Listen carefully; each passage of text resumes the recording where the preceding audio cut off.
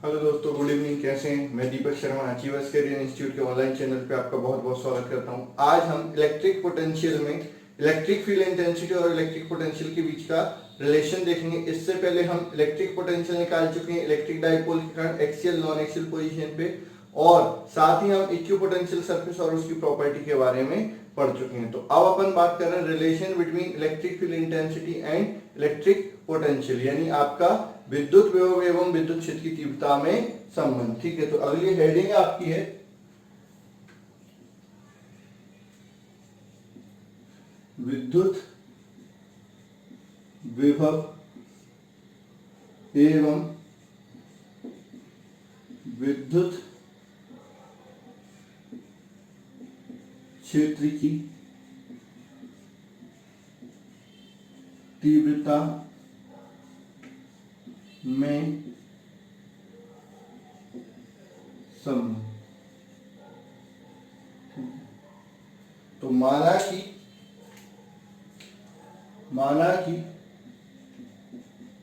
कि एक विद्युत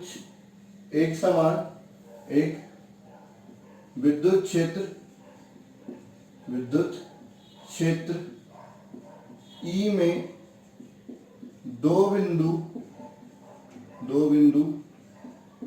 ए बी इस प्रकार लिए जाते हैं,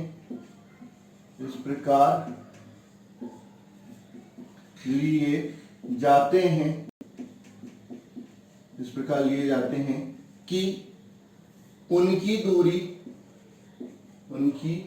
दूरी dr हो तथा उनका विभवांतर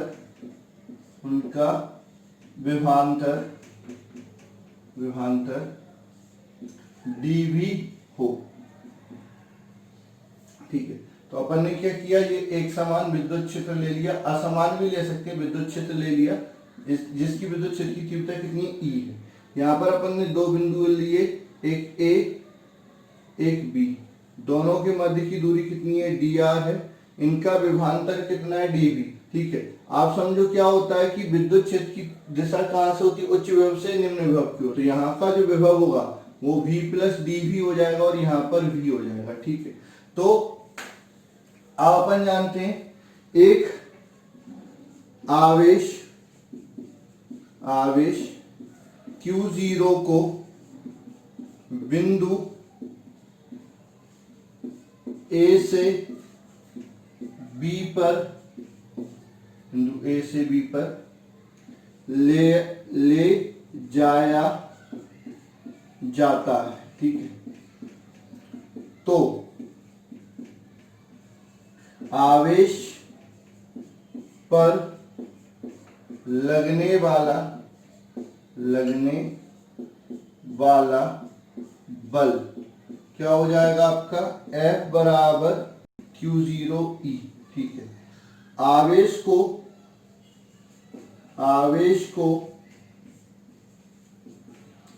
A से B तक ले जाने के लिए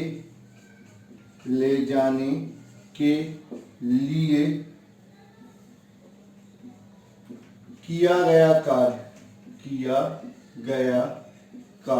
ठीक है, आवेश को आप कहां से कहां ले जाना चाहते हो, A से B ले जाना चाहते हो, तो उसके कारण कितना कार्य आपको करना पड़ेगा। ठीक है, तो आप अच्छे से जानते हो कार्य बराबर यानी dw बराबर क्या होता है, फोर्स गुणित विस्थापन, यानी आपका बल गुणित विस्थापन हो जाएगा। तो यहां पर हो जाएगा F इंटू dr। तो dw बराबर क्या हो जाएगा, F की वैल्यू रख दो Q0E डॉट dr, ये समीकरण 1 हो गया। ठीक है, अब विभवांतर की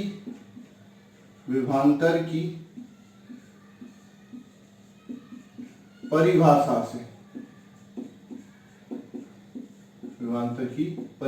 से तो AB का विभवांतर क्या होगा, VB माइनस VA बराबर dw अपॉन Q0। ठीक है, अच्छा B का विभव कितना है, V माइनस A का विभव कितना है, V प्लस dV। ठीक है, बराबर dw अपॉन q0। अंदर माइनस का मल्टीप्लाई करेंगे तो यहां से क्या हो जाएगा माइनस dv बराबर dw अपॉन q0। तो यहां से dw बराबर माइनस q0 इंटू dv हो जाएगा। ये समीकरण 2 हो गया। ठीक है, अब अपन बात करते हैं समीकरण 1 व 2 से। समीकरण 1 व 2 से तो क्या हो जाएगा आपका, ये भी dw ये भी dw, तो ये हो जाएगा q0 e डॉट dr बराबर माइनस q0 dv। q0 से q0 कट जाएगा। कई लोग यहाँ पर विभवांतर को इस तरह नहीं लेते, डायरेक्ट dv ले लेते हैं और बोल देते हैं ये जो कार्य हो रहा है वो बल की विपरीत दिशा में हो रहा है, इसलिए आपका क्या हो रहा है, ये नेगेटिव आ जाता है। तो कुछ ऐसे कर लेते हैं। ठीक है, तो आप ऐसे भी कर सकते हैं, ऐसे भी कर सकते हैं। यहाँ से E बराबर माइनस dv अपॉन dr, ये आपका रिलेशन हो गया किसमें, E और V में, यानी आपका इलेक्ट्रिक फील्ड इंटेंसिटी और पोटेंशियल डिफरेंस में। तो यहां से इसकी यूनिट क्या आती है, इलेक्ट्रिक फील्ड की यूनिट आती है वोल्ट पर मीटर। ठीक है, अब यहां से अपन क्या बोल सकते हैं, इससे जो डेफिनेशन आती है उसकी बात करता हूं कि इनमें रिलेशन क्या होता है। ठीक है,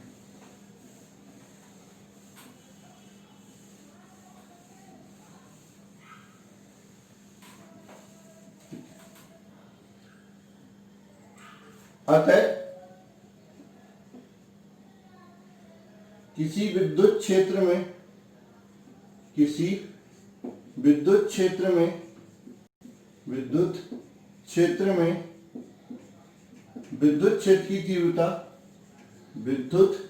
क्षेत्र की तीव्रता विद्युत क्षेत्र की तीव्रता वहां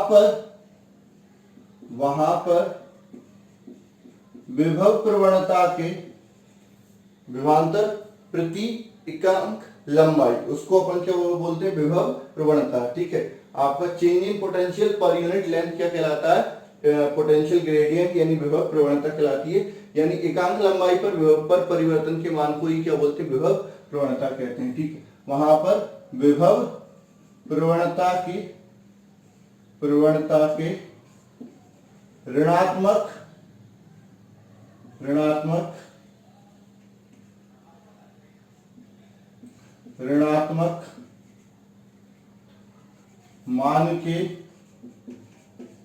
मान के बराबर होता है। ठीक है, तो आपका क्या हो गया, E बराबर हो गया माइनस dv अपॉन dr। इसको ऐसे भी लिख सकते हैं, E बराबर माइनस ग्रेडियंट v, E बराबर माइनस ग्रेडियंट v। जो ग्रेडियंट होता है, ठीक है, इसका मतलब क्या होता है, ग्रेडियंट होता है आपका del upon del x i के प्लस डेल वाई जे के plus del upon del z k. Actual में जो विभव है वो कैसी राशि है, अदिश राशि है, जबकि विद्युत क्षेत्र की तीव्रता क्या कैसी राशि है, सदिश राशि। तो डेल का जो मल्टीप्लाई होता है वो आपका इस तरह से होता है, आई कैप जे कैप के कैप, यानी इसको सदिश राशि में बता देता है। यहां पर डेल का मतलब होता है आंशिक अवकलन। आंशिक अवकलन मतलब जब x के सापेक्ष में कर रहे हो तो y और z को कांस्टेंट मानेंगे, जब y के सापेक्ष करेंगे तो x और z को कांस्टेंट मानेंगे, और जब z के सापेक्ष करेंगे तो आपका x और y कांस्टेंट होगा। तो यहां से E बराबर क्या हो जाएगा, minus del v upon del x i cap plus del v upon del y j cap plus del v upon del z k cap. तो ये आपकी विभव विद्युत क्षेत्र की तीव्रता हो गई। ठीक है, अब उल्टा होता है, अगर हमको विद्युत क्षेत्र की तीव्रता पता है और क्या निकालना, विभवांतर निकालना या विभव निकालना। ठीक है, किसी बिंदु पर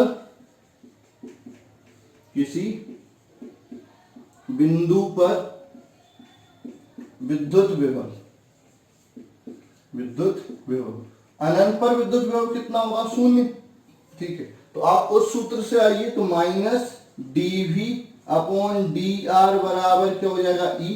तो यहां से आपका क्या होता है, इस सूत्र को और अच्छे से सिंप्लीफाई करते हैं तो ये हो जाएगा आपका माइनस dv बराबर E डॉट dr तो यहां से क्या हो जाएगा, dv बराबर minus E dot d are. अभी चाहिए तो अपन क्या करेंगे, समाकलन करेंगे, दोनों ओर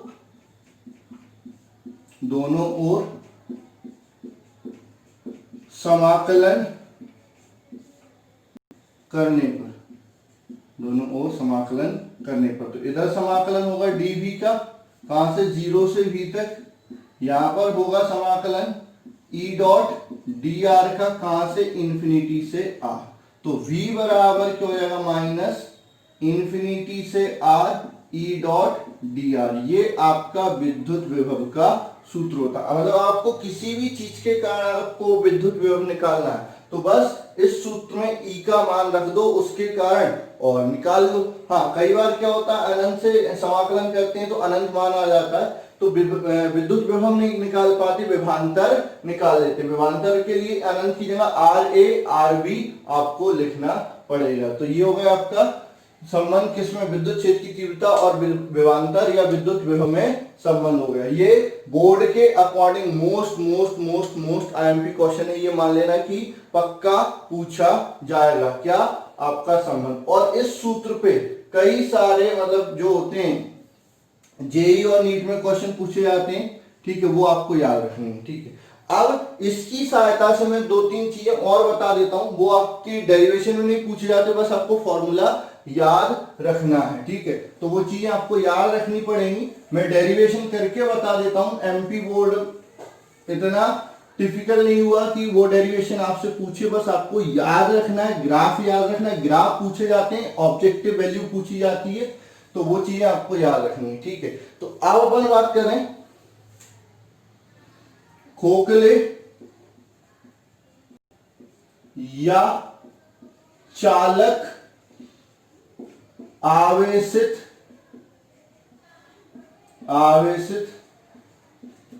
गोले के कारण विद्युत विभव, ठीक है। विद्युत क्षेत्र की तीव्रता तो निकाल ली, विद्युत विभव निकाल रहे हैं, ठीक है, विद्युत विभव, ठीक है। तो अब अपन क्या कर लेते हैं, मान लेते हैं, ठीक है, मैं पूरा डेरिवेशन करके बता रहा हूं, आपको थोड़ी हेल्प मिल जाएगी, ठीक है। ध्यान देना, आपको फॉर्मूला मेन याद होना चाहिए, ठीक है।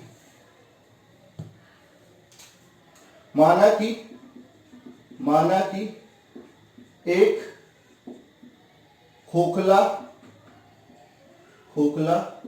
या चालक गोला जिसका केंद्र O हो तथा त्रिज्या R हो एवं उस पर आवेश Q एक समान रूप से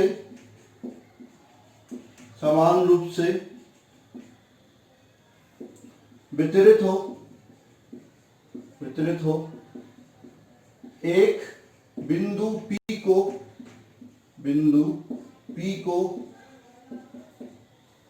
केंद्र से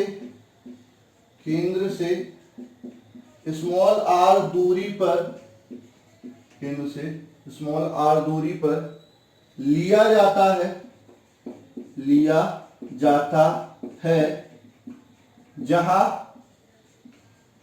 जहां विद्युत विभव ज्ञात करना है, यहां पर विद्युत विभव ज्ञात करना है, ठीक है। तो आपका क्या होगा, हमने कुछ नहीं किया, एक गोला लिया जिसका केंद्र क्या है, O है, जिसकी त्रिज्या क्या है, R है, जिस पर आवेश एक समान रूप से वितरित है, ठीक है। अब इससे केंद्र से स्मॉल r दूरी पर एक बिंदु P लिया है जिस पर विद्युत विभव ज्ञात करना है। केस क्या आएगा, केस फर्स्ट आएगा, यदि P गोले के बाहर, ठीक है, तो आपका small r capital then greater than capital R हो जाएगा, ठीक है। तो यहां पर ले लिया। अब क्या होता है, हम जानते हैं v बराबर minus infinity to r e dot d r. ठीक है, ई कौन सी लेनी है, इंफिनिटी से आर के बीच में, तो आर तो ये यहां पर बाहर है, ठीक है, और इंफिनिटी भी बाहर है, तो आपकी जो ई आएगी वो ई आउट आ जाएगी। यहां पर क्या होती है, गोले के बाहर, आवश्यक गोले के बाहर विद्युत क्षेत्र की तीव्रता अपन ने डेरिवेशन किया हुआ है, Q upon 4 pi epsilon not r square. तो V बराबर minus integration Q upon 4 pi epsilon not r square d r infinity to r. ठीक है, तो V बराबर minus Q upon 4 pi epsilon not, ठीक है, इंटीग्रेशन होगा इंफिनिटी से r तक 1 upon r square d r का। ठीक है, अच्छा 1 अपॉन आर स्क्वायर का इंटीग्रेशन आप पढ़ चुके हैं, कितना होता है, माइनस 1 अपॉन आर। तो v बराबर minus q upon 4 pi epsilon not, ये इंटीग्रेशन रहेगा minus 1 upon r limit infinity to r, तो माइनस से माइनस कैंसिल, v बराबर q upon 4 pi epsilon not 1 upon r minus 1 upon infinity. ठीक है, तो 1 अपॉन इंफिनिटी क्या हो जाएगा, 0, तो v आउट जो होगा वो q upon 4 pi epsilon not r के बराबर होगा, यानी बाहर जो इलेक्ट्रिक पोटेंशियल होगा वो स्मॉल r के इनवर्सली प्रोपोर्शनल हो जाएगा। ठीक है, केस सेकंड की बात करते हैं, केस सेकंड केस सेकंड, ठीक है, इफ पॉइंट P, ठीक है, यदि बिंदु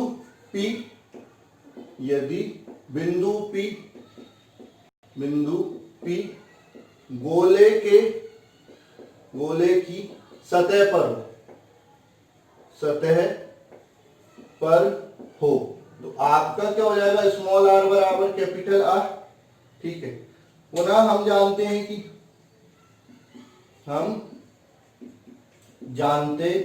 हैं कि v बराबर minus infinity to capital R e dot d r. अब ई कौन सी लेना है, इंफिनिटी से सरफेस के बीच में, तो बाहर वाली इलेक्ट्रिक फील्ड आएगी, तो यहां पर v बराबर minus integration infinity to capital R q upon 4 pi epsilon not r square d r. तो v बराबर minus q upon 4 pi epsilon not, बाहर हो जाएगा, इंटीग्रेशन होगा 1 अपॉन आर स्क्वायर का इंफिनिटी से कैपिटल R के बीच में डी आर के रिस्पेक्ट में, तो v बराबर minus q upon 4 pi epsilon not, इसका इंटीग्रेशन हो जाएगा minus 1 upon r limit infinity से आर, माइनस से माइनस कैंसिल, v सरफेस बराबर क्या हो जाएगा, q upon 4 pi epsilon not 1 upon capital R minus 1 upon infinity, तो 1 अपॉन इंफिनिटी तो 0 हो जाएगा, तो v सरफेस आपका हो जाएगा v सरफेस बराबर q upon 4 pi epsilon not capital R, तो सरफेस पे आपका पोटेंशियल इतना हो जाएगा। ठीक है, अब अपन बात करते हैं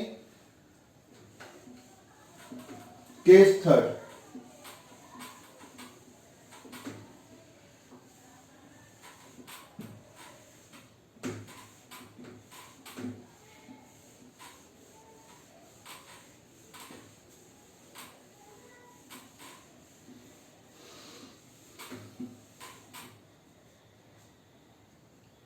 ठीक है, केस थर्ड,